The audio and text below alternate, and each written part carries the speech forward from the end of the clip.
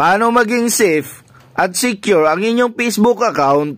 Halos karamihan sa atin ngayon ay gumagamit ng Facebook, pero may ilan pa rin na hindi alam kung paano gawing mas secure at safe ang kanilang Facebook account. Kung kaya't may ilan pa ring Facebook account ang nahahack. Sa video natin ngayon mga idol ay ibabahagi ko sa inyo ang paraan para gawing mas safe at secure ang inyong Facebook account para maprotektahan ito.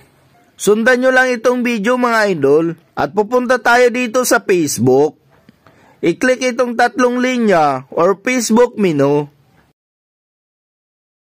Hanapin ang settings and privacy. Then i-click ang settings. Dito sa tools and resources, piliin ang privacy check-up. Pindutin itong how to keep your account secure. Dito mga idol, may tatlong hakbang kayong gagawin. Click nyo lang itong continue dito sa baba. Unang dapat gawin mga idol ay i-secure ang inyong password. Password tips mga idol. Huwag gamitin ang iyong pangalan, birth date, or cellphone number as your Facebook password.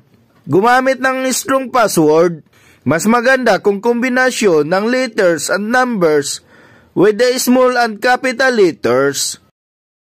Pangalawa, login alerts. Siguraduhin naka-turn on ito mga idol dahil sa tuwing may bagong login attempts sa inyong account mula sa hindi kilalang device o location, pag-notify agad sa inyo si Facebook. Sa pamamagitan nito, malalaman mo rin kung anong device ang ginamit sa pag-access ng account mo at saang lugar ito located.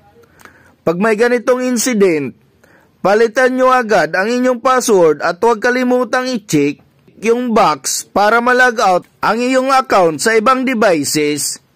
Next, last step, ang two-factor authentication. Dito, magsisit kayo ng security method kung through authentication apps, text message, or security key. Ang two-factor authentication mga idol ay kahit malalaman ng isang tao ang inyong password, hindi pa rin ito basta-basta ma-access dahil kailangan pa rin ng verification code para makapag-proceed ng login. At dito yon papasok sa inilagay nyong security method. Karamihan dito ay through text message yung verification code. Pag okay na at na-set up nyo na mga idol, itong tatlong ito, ganito ang makikita nyo. You're all set. Naka-turn on na ang extra layer of security sa iyong Facebook account.